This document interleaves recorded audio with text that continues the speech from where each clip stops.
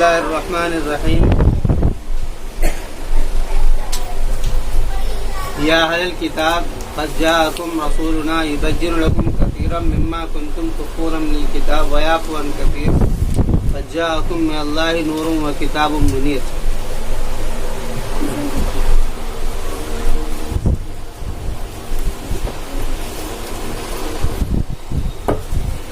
یہاں پر سورہ کے مضمون کو اللہ رب العزت نے تزکیہ و تطہیر کے لیے خاص کیا ہے، تزکیہ و تطہیر۔ اس سے پہلی سورہ جو تھی، سورہ مائدہ سے پہلے سورہ نساء، اس کے اندر بھی یہی پہلو تھا، لیکن وہ اخلاقی اعتبار سے مردوں کے لیے حکم تھا، عورتوں کے متعلق کر کے گویا کہ سورہ کا جو مضمون تھا وہ عورتوں کے حقوق اس کی طرف نشاندہی کرنا تھا۔ اس کے اندر تزکیہ و تطہیر کا پہلو جو ہے وہ دعوت اللہ کے راستے سے ہے، اس لیے بات جو شروع کی ہے وہ یہاں سے شروع کی ہے، یا ایھا الذین آمنوا اوفوا بالعقود۔ سورہ کے اگر شروع کو دیکھا جائے پہلی ہی بات یہ ہے یا ایھا الذین آمنوا اوفوا بالعقود، کہ ایمان والو وعدے کو پورا کرو۔ وہ وعدہ کیا تھا؟ وہ وعدہ یہ تھا جو کہ لیا گیا تھا بنی اسرائیل سے بھی اور امت مسلمہ سے بھی، اس بات کا کہ تم کو شہادہ علی الناس کے طور پر تمہیں استعمال کیا جا رہا ہے، لوگوں کے اوپر تم کو گواہی دینی ہے، دعوت و اعمال کے ذریعے، دعوت اور اعمال کے ذریعے سے تمہیں اس کی ترغیب دینی ہے، دعوت بھی دینی ہے اور اپنا عمل بھی پیش کرنا ہے، یہ دونوں ہی چیزیں ہیں۔ اب یہاں پر ساتھ ساتھ میں یہود اور نصارہ کا سے بھی باتیں کی جا رہی ہیں، ان کے جو کرتوت ہیں، جو ان کی کارگزاریاں ہیں، ان کو بیان کر کے ساتھ ساتھ میں اور اس کی ترغیب، لیکن پہلو وہی ہے، دعوت و اعمال کے ذریعے سے پہلو وہی ہے۔ تو یہاں سے کہا ہے اے اہل کتاب، تحقیق کہ تمہارے پاس میں ہمارے رسول آئے، یبین لکم کثیرا، جو بیان کر رہے ہیں تمہارے لیے بہت ساری مما کنتم، اس چیز میں سے جو کہ تم چھپا رہے ہو کتاب میں سے، ویعفو عن کثیر، اور وہ درگزر کر رہے ہیں بہت ساری چیزوں سے۔ مطلب کیا ہے؟ مطلب یہ ہے کہ جو بھی تمہارے پاس میں پیغامات اللہ تعالیٰ کے آتے تو تم اس کو چھپا لیتے۔ اس سے پہلی والی جو آیت تھی وہ آیت یہ تھی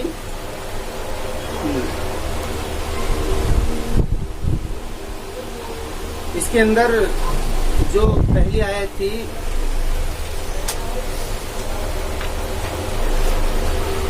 اس کے اندر یہ ہے یا ایھا الذین آمنوا کونوا قوامین، یہ ہے 8 نمبر آیت۔ 8 نمبر آیت سے عمومی طور سے مسلمانوں سے خطاب کیا تھا، ایمان والو تم ہو جاؤ قوامین للہ شہداء بالقسط، قوام اللہ تعالیٰ کے لیے، قوام اللہ تعالیٰ کے لیے، یہاں پر حیثیت شہادت علی الناس کی، یہ دعوت کا پہلو ہے۔ اللہ کے لیے قوام یعنی ذمہ دار، نگراں، محافظ، دین کی حفاظت کرنے والے اور اس کے پیغام کو پہنچانے والے، اور شہداء بالقسط یہاں سے مراد عمل ہے، قوامین للہ سے مراد عمل ہے، اور شہداء بالقسط سے مراد یہ دعوت ہے، یہ بات۔ تو اسی بات کے اوپر ان کی بات کو ذکر کیا جا رہا ہے کہ انہوں نے کیا کیا تو اس کا نتیجہ کیا ہوا۔ تو یہاں پر یہ بات ہے کہ جب بھی ان کے پاس میں آتی تو مما کنتم، اس چیز میں سے، تخفونا، یہ مما کنتم خفیہ، چھپا لینا، یہ اس کو چھپا لیتے، ویعفو عن کثیر، اور بہت ساری چیزوں کو درگزر کر دیتے۔ درگزر کرنے کا مطلب یہ معاف کر دینا، معاف کرنے سے مراد عفا یعفو عفوا، اس کے 3 معنی آتے ہیں، اس سیاق و سباق طے کرتا ہے۔ ایک معنی آتا ہے اس کا معاف کر دینا، جو ہم اپنے لفظوں میں استعمال کرتے ہیں۔ دوسرا لفظ آتا ہے درگزر کر دینا۔ درگزر کرنے کا مطلب یہ ہے کہ اس بات کو اس وقت میں ختم کر دیا کہ چلیے ختم کرو، اس کے بارے میں ہم ابھی کوئی بات بھی نہیں کرتے۔ اور معافی مطلب نہیں ہوتی، بلکہ بات کو ہٹانا مقصود ہے، چلو اس کو ہٹاؤ، دیکھیں گے بعد میں۔ جیسے قرآن کریم میں اس کے لیے پہلے بھی لفظ آئے ہیں. ایک لفظ ہوتا ہے اس کے معنی مٹا دینا، اس کا لفظی معنی مٹا دینا ہے، یہ اپنے اسی معنی میں استعمال ہوتا ہے. وَيَعْفُو عَنْ كَثِيرٍ، اور مٹا دیتے ہیں وہ بہت ساری چیزیں، یعنی یہاں پر وہی چیز مراد ہے. ان تلوو او تورزو، اس کو دوسرے لفظوں میں استعمال کیا. وہاں پر تھا تلوو یعنی زبان کو گھمانا، تورزو اس سے ہٹ جانا. تو یہاں پر یہی کام کرتے ہیں. یا تو کیا کرتے ہیں، چھپا لیتے ہیں. چھپا لینے سے مراد اس کو بتاتے نہیں ہیں، زبان کو گھما دیتے ہیں. اور ویافو یعنی کہ مٹا دیتے ہیں، یعنی اس کو بالکل تورات سے ختم ہی کر دیتے ہیں، اشارہ اسی طرف. لیکن لفظ الگ استعمال کر کر کے دوسرے طریقے سے اس طرف اشارہ کیا گیا ہے. جیسے کہ کسی کو برا بلا کہا جائے تو اس سے کہا جائے کہ تو برا آدمی ہے، تو کمینہ آدمی ہے، تو کنجوس آدمی ہے. حالانکہ سب کے لیے برائی کا لفظ ایک ہے، لیکن اس کی الگ الگ صفاتوں کا اظہار کیا جا رہا ہے. بات وہی ہے، کمینگی، کنجوسی، یہ ساری اسی لیے ہے کہ وہ خرچ نہیں کر رہا ہے، لیکن اس کو بار بار الگ الگ لفظوں میں استعمال کیا جا رہا ہے تاکہ اس طرف توجہ ہو. تو یہ وہی بات ہے ویافو عن کثیر. اس کو بلیغ کلام کہا جاتا ہے کہ جب ایک ہی بات کو، اس کو کہتے ہیں اتناب، بات ایک بات سے واضح ہو گئی ہے، لیکن اتناب کا طریقہ یعنی کہ دوسرے لفظوں کے ذریعے سے اس کو استعمال کرنا. مضمون چھوٹا سا ہے لیکن لانے کے لیے زیادہ لفظ استعمال کرنا، جبکہ اس سے کوئی فائدہ مقصد ہو. تو یہاں پر اصل میں ان کی جو ہے کرتوتوں کا اظہار مقصد ہے، اس لیے لفظوں کا استعمال ہے. ویافو عن کثیر. قد جاءکم من اللہ نور و کتاب مبین، تحقیق کے آ گئی تمہارے پاس میں اللہ تعالی کی طرف سے نور و کتاب مبین، اور کتاب واضح کتاب. نور کہتے ہیں روشنی کو جو اندھیری میں، تاریکی میں، اور ہر اس کے اندر وہ کرے، نشاندہی کرے اور لوگوں کو توجہ دلائے. روشنی ہے، اندھیرا ہے، پریشانی ہے، اب وہاں پر کیا ہے، روشنی جلا دی کوئی، اس نے راستوں کو صاف کر دیا. تو یہ اس کی مثال ہے. یعنی کہ ایمان و اعمال کے اندر، عقائد و اعمال کے اندر کسی بھی طریقے کی سستی، کمزوری یا کاہلی یا روگردانی سے بچاتی ہے. یہ نور کی مثال ہے. جاءکم من اللہ نور و کتاب مبین. کتاب مبین، کتاب کہتے ہیں ضابطے کو، قانون کو، یعنی ایک مکمل ضابطہ ہے اور یہ ایک نظام زندگی ہے. یہ بھی بات سمجھنی پڑے گی. قرآن کریم کی حیثیت کو نظام زندگی کے طور پر مرتب کیا گیا ہے. نظام زندگی کا مطلب یہ ہے کہ مسلمانوں کے زندگی کا نظام وہ ہے، اس کے ریگارڈنگ یا اس کے اکارڈنگ چلے گا، اسی کے مطابق چلے گا. یہ نظام زندگی، یہ کیسے جئیں گے، کیسے مریں گے، کیسے نشست و برخاست کریں گے، سیاست ان کی کیسے ہوگی، سماجیات ان کا کیسا ہوگا.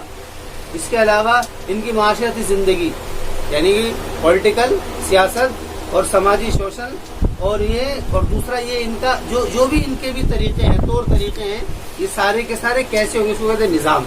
اسی کو کہا گیا وہ کتاب مبین، واضح کتاب. کتاب کہتے ہیں ضابطے کو، قانون کو، دستور کو. وہ کتاب مبین یہدی بہ اللہ من اتبع رضوانہ، کہ وہ رہنمائی کرتا ہے اس کے ذریعے، اپنے ذریعے اللہ رہنمائی کرتا ہے اس کے ذریعے سے من ان لوگوں کی جس نے اس کی خوشنودی کا اتباع کیا. خوشنودی سے مراد یہ ہے کہ وہ ایمان لے آئے، یعنی کہ جس کا ارادہ یہ ہوگا کہ رب مجھ سے خوش ہو جائے. یہ گویا کہ اشارہ ہے اس طرف. قرآن کریم جب لفظ استعمال کرتا ہے تو اس میں اشارہ مقصد ہوتا ہے، یعنی جس کا ارادہ خالق کو پانے کا ہوگا اور خالق کو ماننے کا ہوگا اور خالق کی خوشنودی کا جس کا ارادہ ہوگا، وہ تو توحید کو اپنائے گا، وہ توحید پر چلے گا. اور جس کا ارادہ محض اپنے کسی عادت کے مطابق یا اپنے کسی قوم کے طریقے کے مطابق چلنا ہوگا، وہ اس کا خیال نہیں کرے گا کہ خالق خوش ہے یا نہیں. خالق کی خوشی کے لیے بنیادی چیز یہ ہے کہ وہ توحید کے اوپر آ جائے گا.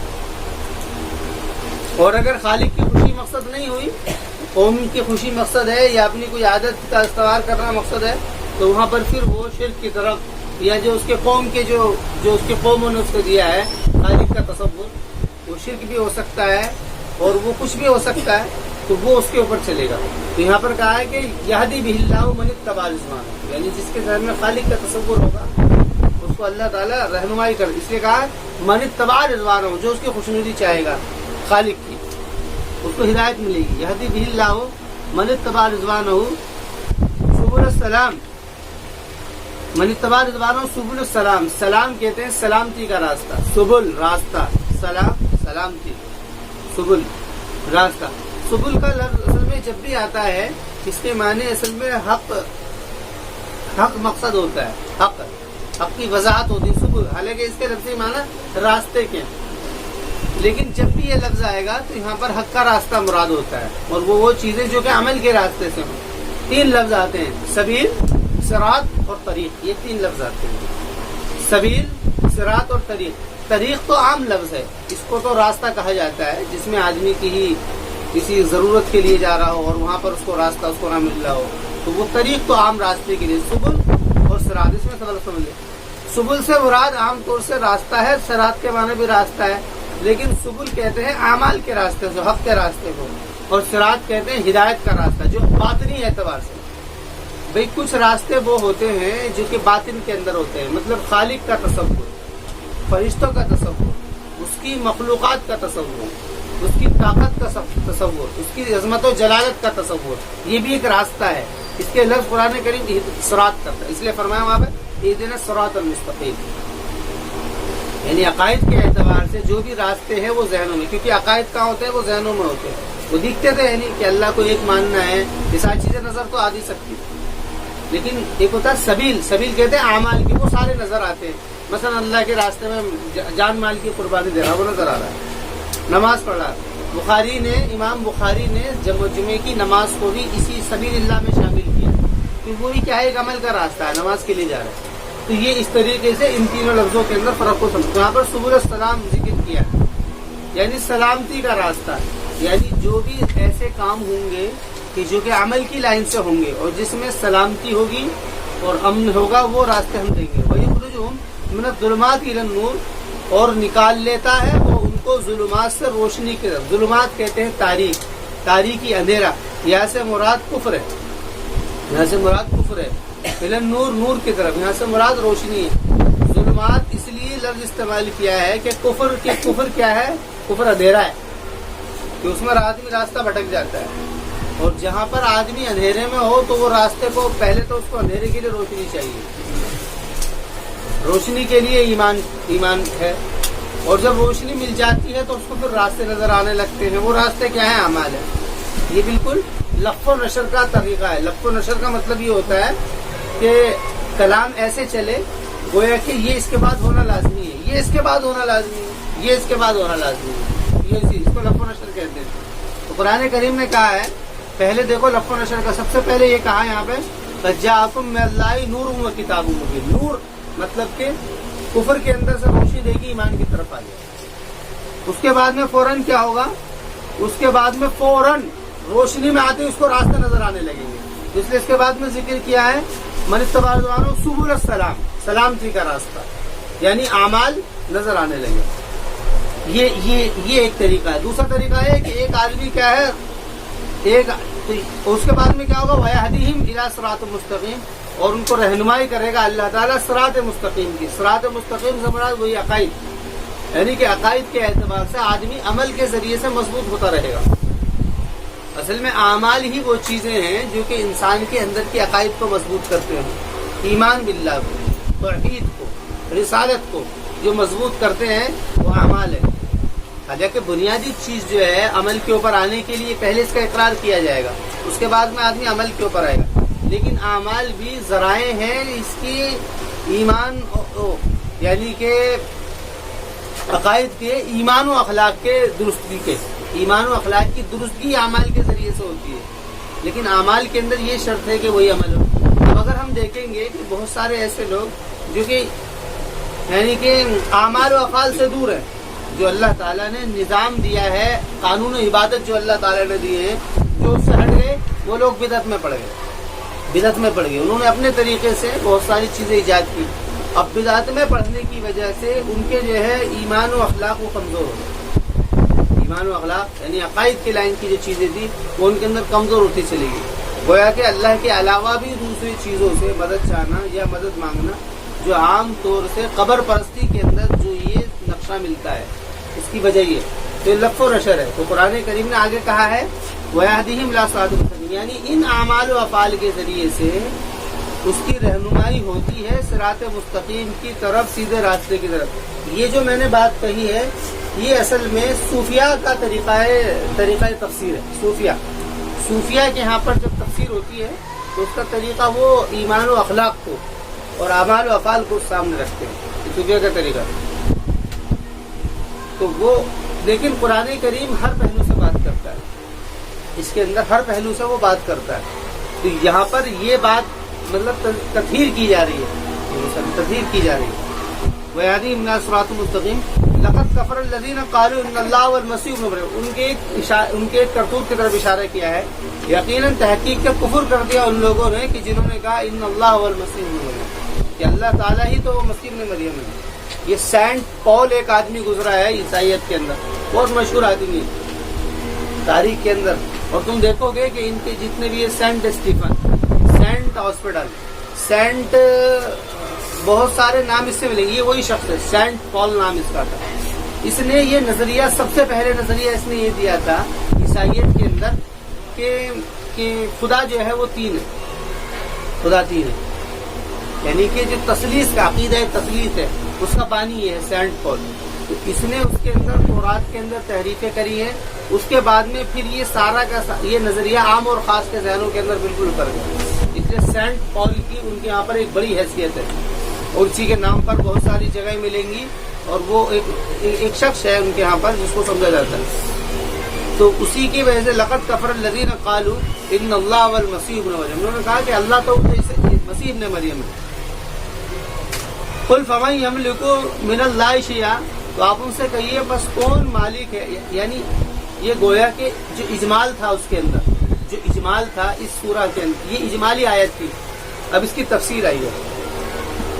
قرآن کریم کا طریقہ یہ ہے کہ وہ پہلے اجمالاً کسی بات کو ذکر کرتا ہے، بعد میں اس کی تفسیر کرتا ہے۔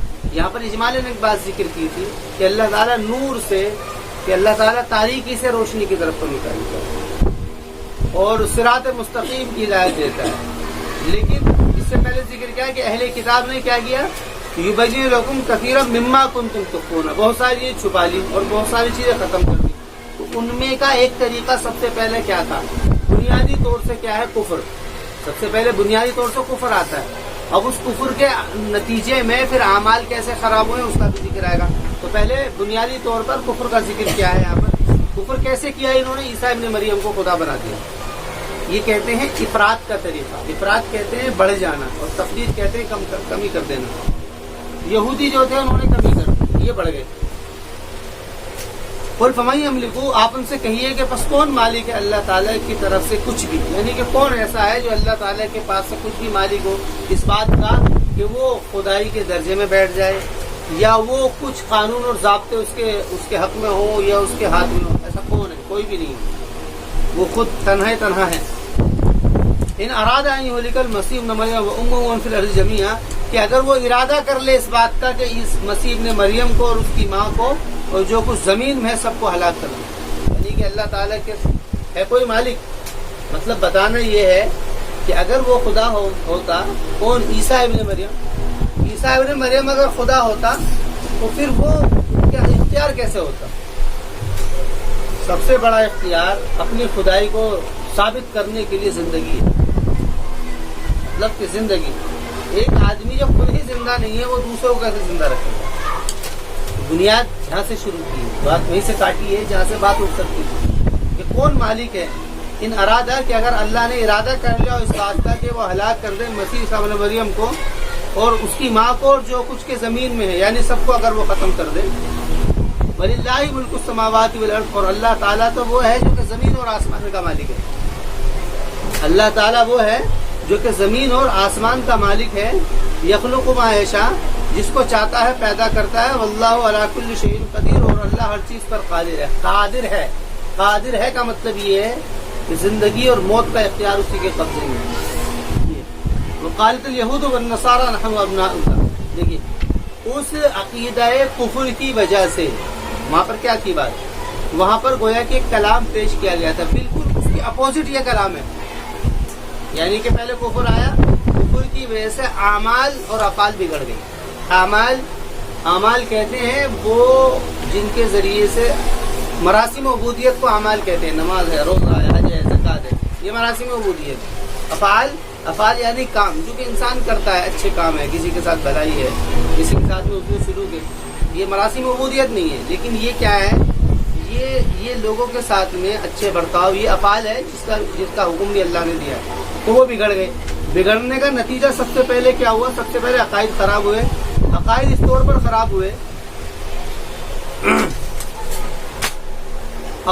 پر خراب ہوئے، وقال الیہود والنصارى، یہود اور نصارہ نے کہا نحن ابناء اللہ، کہ ہم تو اللہ کے بیٹے ہیں. انہوں نے کہا نحن ابناء اللہ. واحباؤ، ابنا کا لفظ تورات کے اندر ابنا کا لفظ ابن کہتے ہیں عربی میں محبوب کو. اور چونکہ سب سے زیادہ محبوب رشتوں میں بیٹا ہوتا ہے، سب سے زیادہ محبوب جس رشتے سے پیار کیا جاتا ہے وہ بیٹا ہے. اولاد ہے اور اولاد میں بیٹا. تو اب یہ لفظ وہاں سے ترقی کر کے بیٹے کے لیے استعمال ہونے لگا، ورنہ اصل لفظ عربی کے اندر بیٹے کے لیے ولد ہے، ولد، اور لڑکی کے لیے ولدہ. یعنی اس کے اندر تانیث، اس کے اندر مؤنث لگا دیں گے تو وہ یہ ہے اصل. تو یہ اصل لفظ ہے. اس کے بعد میں بات فرما رہے ہیں یخرجہم من الظلمات الی النور. تو انہوں نے کہا نحن ابناء اللہ، انہوں نے کہا کہ نحن ابناء اللہ، کہ ہم اللہ کے بیٹے ہیں. نحن ابناء اللہ، تو ہم اللہ کے بیٹے ہیں. واحباؤہ، اور ہم اس کے پسندیدہ ہیں، محبوب ہیں. واحباؤہ. قل فلم یعذبکم بذنوبکم. تو یہاں پر اللہ تعالیٰ ان کی تاریخ کی طرف اشارہ کر رہا ہے کہ تم اپنی تاریخ کے اوپر غور کرو. کیا غور کرو؟ قل فلم، تو آپ ان سے کہیے پس کس لیے عذاب دیتا ہے تم کو؟ تمہارے گناہوں کی وجہ سے. یعنی تمہارے اوپر جو عذاب ہوئے ہیں پہلے جو تمہارے اوپر عذاب ہوئے ہیں، یہ سارے یہ کیوں ہوئے ہیں؟ اگر تم اللہ تعالیٰ کے محبوب ہو تمہارے اوپر تو عذاب نہیں ہونے چاہیے تھے. یعذبکم بذنوبکم، کیونکہ جو ہے نا کسی بھی اولاد کو یا کسی بھی محبوب کو یا اس کا حبیب یا اس کا محبت کرنے والا کیوں ان کو عذاب دے گا؟ تمہارے ساتھ میں ہوئے ہیں. فرمانے بل انتم بشر ہو، بلکہ تم ایک بشر ہو، ایک انسان ہو. بل انتم بشر ممن خلق، بلکہ تم بشر ہو ممن، ان میں سے، من خلق جو کہ اس نے پیدا کیا. عربی کے اندر ایک لفظ آتا ہے بشر، ایک لفظ آتا ہے انسان. اس میں فرق کیا ہے؟ اس میں فرق یہ ہے انسان کا لفظ جب بھی آئے گا وہ دوسرے مخلوقات کے اندر امتیاز پیدا کرنے کے لیے آئے گا. انسان کا مطلب ہے جیسے اللہ تعالیٰ کی مخلوق ہے، جانور بھی ہیں. جانوروں میں اللہ نے مخلوقیں جو پیدا کی ہیں انسان ہیں، فرشتے ہیں، جن ہیں اور جانور ہیں. ان سب کے چاروں کے مادے جو ہیں وہ ان کی طبیعتیں بھی الگ الگ ہیں، ان کے مادے بھی الگ الگ ہیں. تو اس کے اندر جب لفظ آتا ہے اس اعتبار سے، مادے کے اعتبار سے جب بات کی جاتی ہے تو انسان کا لفظ آتا ہے. یہ مادہ جب ذکر کیا جاتا ہے، انسان یعنی ایک مادہ، فرشتہ ایک مادہ، شیطان ایک مادہ اور جانور ایک مادہ. اور اسی طریقے سے اللہ تعالیٰ کی اور بہت ساری مخلوق جو اللہ تعالیٰ نے پیدا کی مادے کے اعتبار سے. لیکن بشر کا لفظ جب بھی آئے گا، بشر کے معنی آتے ہیں بشر کا لفظ جب بھی آئے گا یہ آئے گا خالق کے تصور سے بالکل الگ کر کے. مطلب یہ ہے کہ تم ایک بشر ہو، یعنی کہ تمہاری حیثیت جو ہے وہ اس کی نہیں ہے کہ تم اللہ تعالیٰ کے محبوب ہو یا یعنی تمہاری کوئی خصوصی امتیاز نہیں ہے، بلکہ مادوں کے اعتبار سے جیسے اللہ تعالیٰ نے دوسرے مادوں کے اندر مخلوقیں پیدا کی ہیں، جیسے کہ جن ہیں، فرشتے ہیں، جانور ہیں، اسی کے اعتبار سے بھی تم ہو. یعنی یہاں پر مادے کو بتایا جا رہا ہے کہ تم بھی ایک بشر ہو. اس کو قرآن کریم نے دوسری جگہ پر بھی استعمال کیا ہے، جہاں پر یہ کہا قل انما انا بشر مثلکم یوحی الی، کہ آپ کی حیثیت طے کی ہے کہ آپ ان سے کہیے کہ میں تو تمہاری طرح ایک بشر ہوں. وہاں پر انسان کا لفظ نہیں ہے. تو بشر یعنی کہ خالق سے متعلق جو بھی چیزیں ہیں، ایک صفاتیں وہ ہے جو خالق کے اندر ہوتی ہیں، جیسے کہ اس کا سمیع ہونا، بصیر ہونا، قادر ہونا، حی حی اور قیوم ہونا، اجلی ہونا، جلیل ہونا، یہ ساری چیزیں جتنے بھی ہیں وہ خالق کی صفاتیں ہیں۔ خالق کی صفاتوں سے الگ جو صفاتیں ہیں، یعنی جو خالق کے اندر نہ ہو بلکہ اس کے علاوہ کے اندر، اس کو بشر کہتے ہیں۔ اس کو کیا کہتے ہیں؟ اس کو بشر کہتے ہیں۔ اچھا، اب اس اعتبار سے بشر انسان کو بھی کہا جا سکتا ہے، بشر فرشتوں کو بھی کہا جا سکتا ہے، بشر شیطان کو بھی کہا جا سکتا ہے، بشر کسی بھی چیز کو کہا جا سکتا ہے۔ بشر کہتے ہیں جو خالق کے تصور سے بالکل ایک طرف کر دیں، یہ گویا کہ خالق کے تصورات سے نکالنے کی ضرورت۔ یہ اتنی ساری تقریر اس لیے کرنی پڑ رہی ہے کیونکہ اردو میں اس کی کوئی مثال نہیں ہے۔ زبان جو ہے وہ عربی ہے جس کے اندر ساری باتیں ایک ہی لفظوں کے اندر اس پر اشارہ ہو جاتا ہے۔ تو قل انما انت، تو آپ ان سے کہیے بل انتم بشر، بلکہ تم تو ایک بشر ہو، ممن خلقا، اس میں سے جس کو اللہ نے پیدا کیا، یغفر لمن یشاء، کہ وہ معاف کرتا ہے جس کو چاہتا ہے، ویعزو من یشاء، اور عذاب دیتا ہے جس کو چاہتا ہے۔ معاف کرتا ہے اور عذاب دیتا ہے، معاف کرتا ہے اور عذاب دیتا ہے۔ مطلب یہ ہے کہ یہ جو صفاتیں ہیں معاف کرنے کی اور عذاب دینے کی، یہ خالق کی صفاتوں میں سے ہے، یہ خالق کی صفاتوں میں سے، مخلوق کی صفاتوں میں سے نہیں، مخلوق کی صفاتوں میں سے نہیں۔ اس کو اس سے بھی آسانی سے سمجھا جا سکتا ہے، خالق اور مخلوق۔ خالق اور مخلوق کا تصور، خالق کے لیے اللہ اور مخلوق کے لیے بشر۔ اللہ کے مقابل کا لفظ ہے بشر، ایسے سمجھیں گے، اللہ کے مقابل کا لفظ بشر ہے۔ اللہ معبود جس نے سب کو پیدا کیا، بشر یعنی کہ جو مخلوقات ہیں جو اس نے پیدا کی، اللہ کے مقابل کا لفظ بشر ہے، ایسے سمجھ لیجیے۔ وہ فرما رہے ہیں وقالت وللہ ملک السماوات والارض وما بینہما، پھر اس کو دوبارہ واضح کیا کہ اللہ ہی کے لیے ہے آسمان اور زمین کی ملکیت، وما بینہما، جو کچھ اس کے درمیان میں ہے، وإلیہ المصیر، اور اسی کی طرف لوٹنا ہے، ٹھکانا، مصیر سیرورت، کوچ کرنا، اس کی وضاحت پہلے آ گئی ہے۔ المصیر یا اہل الکتاب قد جاءکم رسولنا یبین لکم علی فترۃ من الرسل، اے اہل کتاب، بات اسی کے وقت اسی کی اجمال کی تفسیر ہے، اس اجمال کی تفسیر ہے، یا اہل الکتاب ہی، اہل کتاب، تحقیق کے آ گئی ہے تمہارے پاس میں ہمارے رسول یبین لکم، جو کہ بیان کرتے ہیں تمہارے اوپر، علی فترتن، فترت پر، فترت کہتے ہیں فاصلے کو، فرق کو، بیچ کے کسی بھی فاصلے کو اور بیچ کے کسی بھی یعنی کہ انقطاع کو فترہ کہا جاتا ہے۔ فترہ کا مطلب یہ ہے کہ تمہارے پاس میں یکے بعد دیگرے، یبین لکم کثیرن،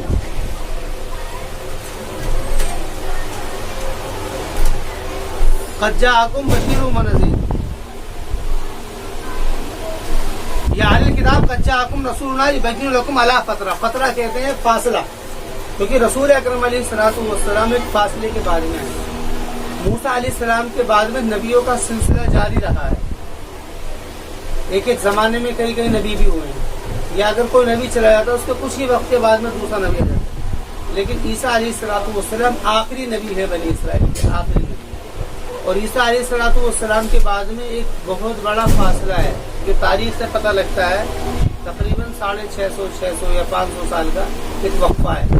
اس کے بعد میں حضرت نبی اکرم علیہ الصلوۃ والسلام کی بعثت ہوئی، تو اسی کا اس میں قرآن کریم میں ذکر ہے کہ علی فترۃ من الرسل، کہ بیان کرتا ہے تمہارے لیے فترت پر، یعنی ایک انقطاع پر، من الرسل، رسول کے، ان تقولوا ما جاءنا، یہ بات کہ تم کہنے لگے کہ ما جاءنا من بشیر ولا نذیر، کہ ہمارے پاس میں نہ تو کوئی خوشخبری سنانے والا آیا نہ ہی کوئی ڈرانے والا آیا۔ فقط جاءکم بشیر و نذیر، پس تحقیق آ گیا ہے تمہارے پاس میں، یعنی یہ کہتے تھے کہ بھئی کوئی ڈرانے والا، خوشخبری سنانے والا نہیں آتا، لیکن ان کو نبیوں کی عادت ہو گئی تھی، اور ان کو نبیوں کی عادت بھی ہو گئی تھی، اور اس کو جھٹلانے کی بھی عادت ہو گئی تھی، جھٹلایا بھی کرتے تھے، قتل بھی کیا کرتے تھے۔ پھر انہوں نے کہا کہ بھئی نبی نہیں آ رہے ہیں، اب ہمارے ساتھ مسئلہ ہو، پھر اللہ تعالیٰ نے حضرت نبی اکرم علیہ السلام کو دیا، لیکن پھر بھی انہوں نے کیا کیا، اس کا یہاں پر بیان ہے کہ فقط جاءکم بشیر و نذیر واللہ علی کل شیء قدیر، وَإِذْ قَالَ مُوسَىٰ لِقَوْمِهِ يَا قَوْمِ اذْكُرُوا نِعْمَةَ اللَّهِ عَلَيْكُمْ، یعنی پھر بھی انہوں نے اس کا انکار کیا۔ یہاں پر گویا کہ ایک بیان ہے لیکن اس کا جواب بیان ذکر نہیں کیا، یہ گویا کہ ایسا ہی ہے جیسے کہ کسی کی بات کو بات کو سمجھایا جا رہا ہو کہ تم یوں کہتے ہو کہ بھئی ہمارے پاس میں کوئی سمجھانے والا نہیں آیا، دیکھو یہ سمجھانے والا آ گیا، لیکن تم نے کیا کیا، اس کو نہیں بولا ہے، وہ اس سے خود واضح ہو گیا ہے سیاق و سباق سے کہ انہوں نے کیا کیا۔ اور وَإِذْ قَالَ مُوسَىٰ لِقَوْمِهِ، اب فرما رہے ہیں کہ بھئی یہ تو الگ بات ہے، یہ حضرت نبی اکرم علیہ الصلوۃ والسلام کی بات تو الگ بات ہے۔ کیوں بات الگ ہے؟ تمہارے جو قوم سے نبی آئے تھے حضرت موسیٰ علیہ السلام، حضرت موسیٰ علیہ الصلوۃ والسلام کی حیثیت یہود کے اندر بہت بڑی تھی، موسیٰ علیہ السلام، بلکہ موسیٰ علیہ الصلوۃ والسلام بھی حضرت نبی اکرم علیہ الصلوۃ والسلام کے جیسے نبی، بس فرق دونوں میں اتنا ہی خاتم النبیین، لیکن ان کی حیثیت بھی بہت بڑی ہے موسیٰ علیہ السلام اللہ تعالیٰ کے یہاں پر۔ جب اللہ تعالیٰ نے رسولوں کے امتیاز کو بتایا تو وہاں پر یہ بات ذکر کی ہے، تلک الرسل فضلنا بعضهم علی بعض منهم من کلم اللہ، اپنے رسول پر ان میں سے بعض ہوئے جن سے اللہ نے بات کی، موسیٰ علیہ السلام بڑے نبیوں میں سے ہیں۔ تو فرما رہے ہیں کہ ان کا حال ان کے بارے میں یہ تھا، موسیٰ علیہ السلام کے بارے میں ایک واقعہ کی طرف اشارہ ہے، اور یاد کیجئے جبکہ کہا موسیٰ علیہ السلام نے اپنی قوم سے یا قوم اذکروا نعمت اللہ علیکم، اے میری قوم یاد کرو تم اللہ تعالیٰ کی نعمت کو جو تمہارے اوپر کی، جعل فیکم انبیاء، جبکہ بنایا اس نے تمہارے میں نبیوں کو، وجعلکم ملوکا، اور بنایا تم کو بادشاہ۔ دیکھیں جعلہ کے ساتھ میں فی کا صلہ استعمال کیا ہے، اور بعد میں جعلہ کے ساتھ میں کوئی صلہ استعمال نہیں، ڈائریکٹ کم مفعول ڈال دیا اس میں، یعنی کم جو ہے اس کا مفعول تھا، اس کو صلے کے ساتھ میں ذکر کیا ہے، اس کے اندر مفعول کو بغیر صلہ کے ذکر کیا۔ یہ اصل میں بتانا اس بات کو ہے، اس میں اشارہ ہے، اس میں اشارہ یہ ہے کہ نبوت کا جو ہوتا ہے وہ انتخاب ہوتا ہے، نبوت کا انتخاب ہوتا ہے کہ تمہارے میں نبی بنائے، دیکھے خاصیت کی وجہ سے، اور انتخابات ہوئے، سلیکشن ہوئے، اور ملوکہ کے اندر مطلب اچھا جس کو نبی بنا دیا گیا ہے اب اسی کی بات چلے گی، یہ بات۔ اور وجعلکم ملوکہ کی طرف سے آئے کہ تم کو بادشاہ بنا دیا، مطلب بادشاہت جو قائم ہوتی ہے، حکومت جو قائم ہوتی ہے، اس کے اندر حاکم اور محکوم کی حیثیت ایک ہی ہوتی ہے۔ مطلب حیثیت کیسے ایک ہوتی ہے کہ حاکم جو قانون اور ضابطے بنائے گا وہ محکوم کے مشوروں سے اور ان کے طریقوں سے ہی بنائے گا، لیکن نبوت اس کے خلاف ہوتی ہے، نبوت کے اندر اس کا کوئی دخل نہیں ہوتا ہے کہ کسی کی بات کو لیا جائے یا سنا جائے، نبوت کو ڈائریکٹ فیصلے اور ضابطے قانون خدا کی طرف سے ملتی ہے، اس کا کام نافذ کرنا ہوتا ہے، یہ اس کے اندر فرق کو واضح کیا گیا۔ لیکن اس کے علاوہ بادشاہی نظام جو ہوتا ہے، بادشاہت جو حکومتیں چلتی ہیں، اس کا طریقہ یہ نہیں ہوتا۔ ہمارے وجعلکم ملوکا وآتاکم ما لم یؤت احد من العالمین، اور اس نے عطا کیا تم کو ما لم یؤت، وہ جو کہ نہیں عطا کیا احد من العالمین، کسی کو بھی مخلوقات میں سے، عالمین جمع، یعنی کہ تم کو یہ اسی شہادت علی الناس یا اسی دعوت کے لیے جو ان کی خصوصیت تھی، جس کی وجہ سے ان کا انتخاب ہوا تھا، جس خصوصیت کی وجہ سے ان کا انتخاب ہوا تھا، یہ اسی طرف اشارہ ہے، دعوت کی اسی خصوصیت کی طرف اشارہ ہے۔ وآتاکم ما لم یؤت احد من العالمین، کہ اس نے عطا کیا تم کو ما لم یؤت، وہ جو کہ نہیں عطا کیا کسی کو بھی من العالمین، مخلوقات میں سے۔ یا قوم ادخلوا الارض المقدسۃ التي كتب اللہ لکم، اب اس میں ایک واقعے کی طرف اشارہ ہے، یا قوم ادخلوا، اے میری قوم داخل ہو جاؤ تم ارض مقدسہ پر۔ ارض مقدسہ سے مراد یہ وہی پاک زمین ہے فلسطین کی وہی پاک زمین ہے بیت المقدس کی۔ یہ بیت المقدس جو تھا اس وقت میں، یہ ملکوں میں یہ ایک قوم تھی، اس قوم کے قبضے میں تھا یہ بیت المقدس، اور وہاں پر کفر و شرک، الحاد، یہ ساری چیزیں وہاں پر داخل ہو گئی، کفر و شرک اور الحاد وہاں پر داخل ہو گیا تھا۔ تو کیونکہ بنی اسرائیل کے اندر اس جگہ کو خاص کیا گیا تھا توحید کے لیے، اس جگہ کو خاص کیا گیا تھا توحید کے لیے، اور وہ ایک اللہ تعالیٰ کا ایک نشان تھا، علم تھا توحید کا، وہ اللہ تعالیٰ کا گھر تھا، وہاں پر کفر و شرک تھا، وہاں سے ختم کرنے کے لیے ان سے کہا گیا، کیا کہا موسیٰ علیہ السلام نے، یا قوم اے میری قوم تم داخل ہو جاؤ ارض مقدسہ پر، التی کتب اللہ لکم، وہ کہ جس کو اللہ تعالیٰ نے تمہارے لیے لکھ دیا ہے، ولا ترتدوا علی ادبارکم، اور تم مت پلٹو اپنی کمروں کے بل، علی ادبار دبر پیچھے کا حصہ، اور مت پلٹو تم اپنے کمروں کے بل، یعنی کہ اس کا مطلب ہے پیچھے کو مت بھاگنا. فتن قلبو خاسرین، اگر تم نے ایسا کیا تو تم پلٹو گے خسارے کی حالت میں. تو قالوا یا موسیٰ ان فیہا قوم جبارین، تو انہوں نے کہا کہ اے موسیٰ کہ بے شک اس کے اندر تو جبارین قوم ہے. جبارین کہتے ہیں سخت، جبارین ظالم کو نہیں کہتے. جبار اللہ کی بھی صفت ہے، جبار کہتے ہیں پاورفل، طاقتور. کہ اس کے اندر جبارین قوم ہے. وَإِنَّا لَن نَدْخُلُهَا، اور بے شک ہم ہرگز نہیں داخل ہوں گے اس میں، حتیٰ یخرجوا منہا، یہاں تک کہ وہ اس میں سے نکل جائے. فَإِن يَخْرُجُوا مِنْهَا، پھر اگر وہ نکل جائیں گے اس میں سے، فَإِنَّا دَاخِلُونَ، تو ہم داخل ہونے والے ہوں گے. تو قَالَ رَجُلَانِ مِنَ الَّذِينَ يَخَافُونَ، تو کہا دو لوگوں نے ان لوگوں میں سے جو کہ ڈرتے ہیں، یعنی اللہ تعالیٰ کی مخالفت سے اور اللہ تعالیٰ سے جو ڈرتے تھے، ان لوگوں نے کہا.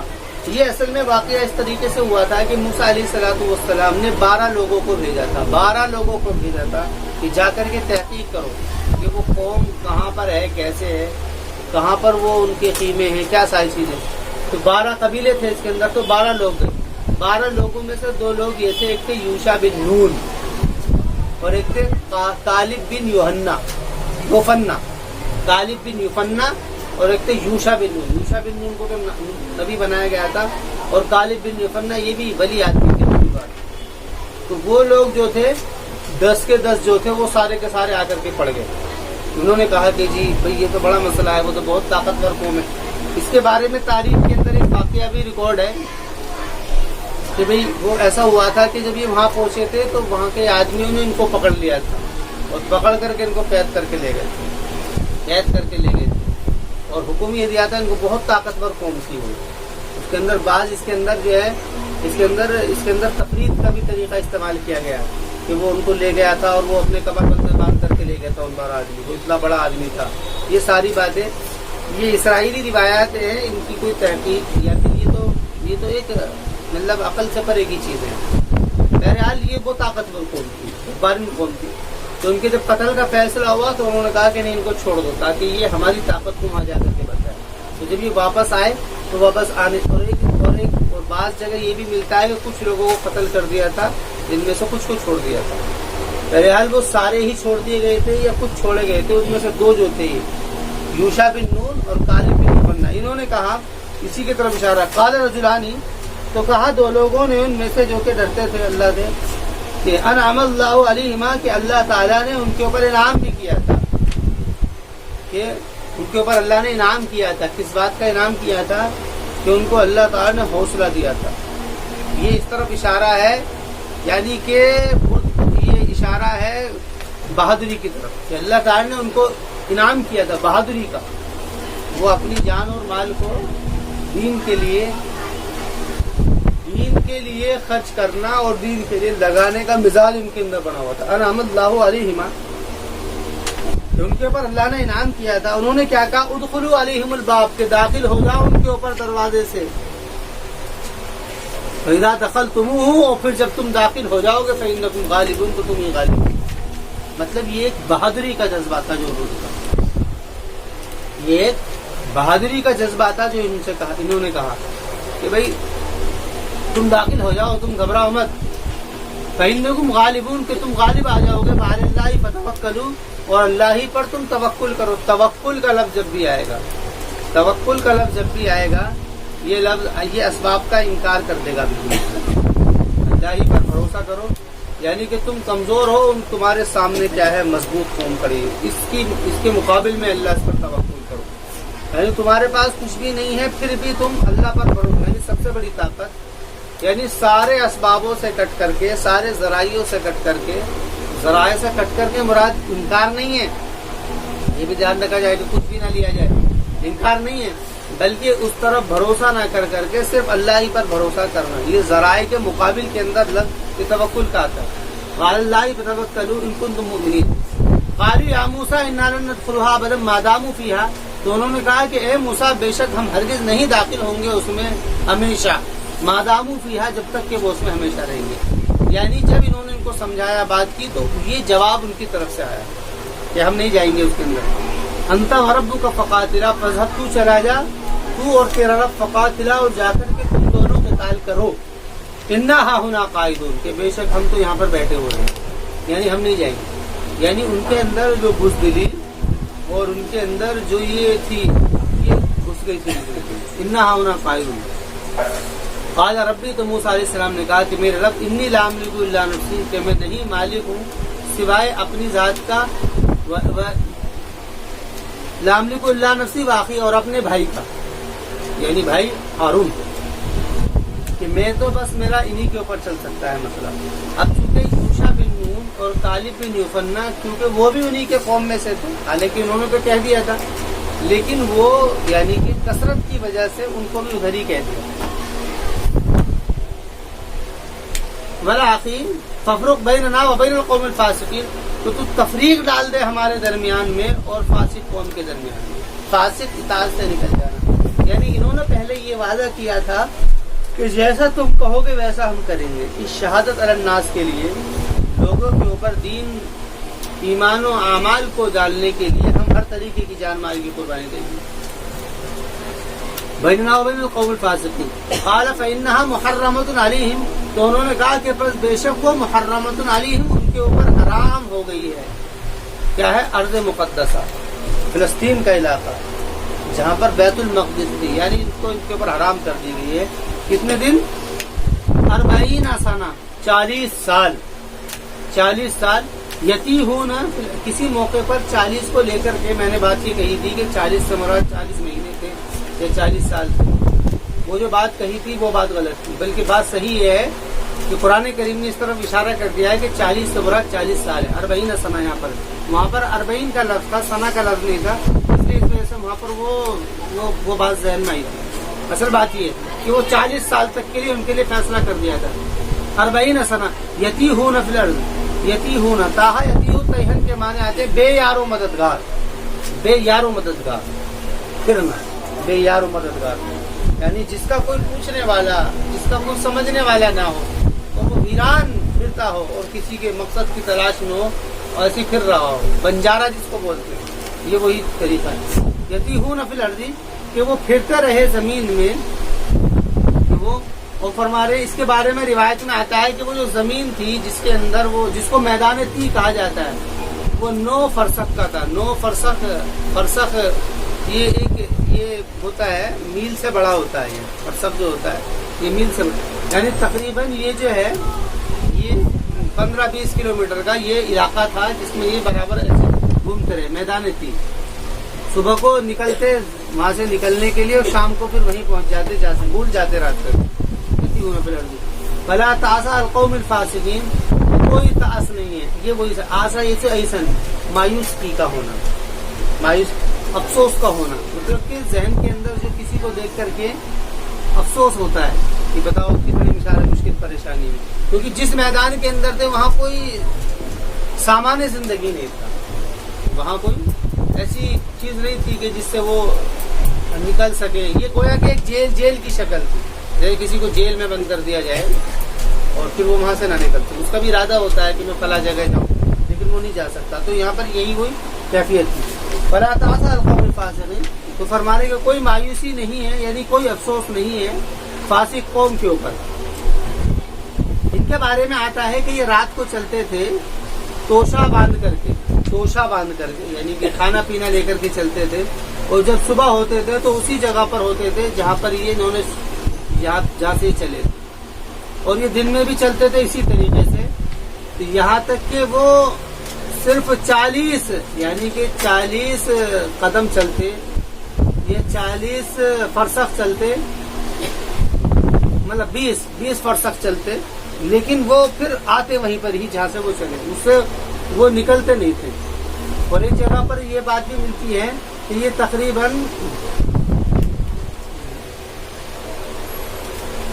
کہ اس کے اندر 6000 قدم کا تھا.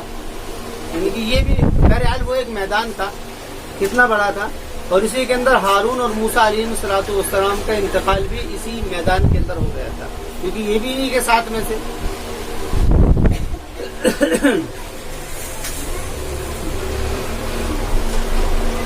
تو حضرت موسیٰ علیہ السلام نے سوال بھی کیا تھا کہ اللہ کے میرے بعد ان کی قیادت کون کرے گا. تو اللہ تعالیٰ نے پھر یوشع بن یوشع بن نون کو 40 سال کے بعد میں پھر ان کا قائد بنایا، اور یوشع بن نون علیہ السلام نے سب سے پہلا حکم جو دیا تھا وہ یہی دیا تھا کہ اب چلو، اور یہاں سے چلو اور جا کر کے وہیں چلو ارض مقدسہ کے اوپر۔ اس کا ذکر قرآن کریم کے اندر سورہ بقرہ کے اندر ہے۔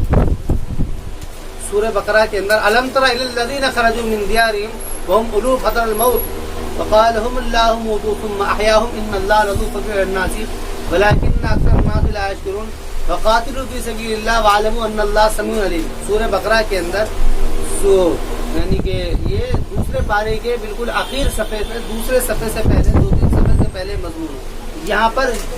یہاں پر اس کے بعد کا جو واقعہ وہاں پر اس طرف اشارہ، یعنی یوشع بن نون نے پہلی بات یہ کہی تھی جس میں انہوں نے کہا تھا کہ ہمیں بادشاہ چاہیے، تو طالوت کو بادشاہ بنایا۔ پھر انہوں نے کہا کہ بھئی ہمیں جو ہے، پھر اس کے بعد میں ان کی قوم کے اندر ایک شخص تھا جن کا نام کیا تھا، داؤد علیہ السلام، جن کو اللہ نے بعد میں نبی بھی بنایا۔ انہوں نے اس کو جالوت کو بادشاہ کو قتل کیا تھا فلسطین کے اندر جا، وہ وہی واقعہ ہے اس کے بعد۔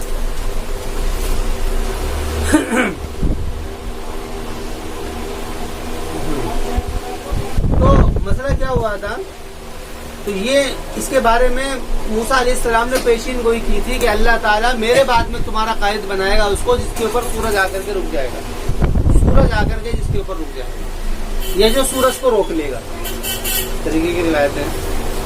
تو ایسا ہی ہوا کہ یوشع بن نون کے اوپر یا تو سورج آ کر کے رک گیا، انہوں نے روک لیا، پھر ان کو یعنی یہ علامت تھی اس بات کی کہ یہ کیا ہے، اب تمہارے قائد نبی ہے۔ تو ایسا ہوا، پھر یوشع بن نون جو تھے ان کے نبی مقرر ہوئے۔ ایک تو یہ واقعہ ہے، یہ واقعہ اس طرف اشارہ ہے کہ ان لوگوں نے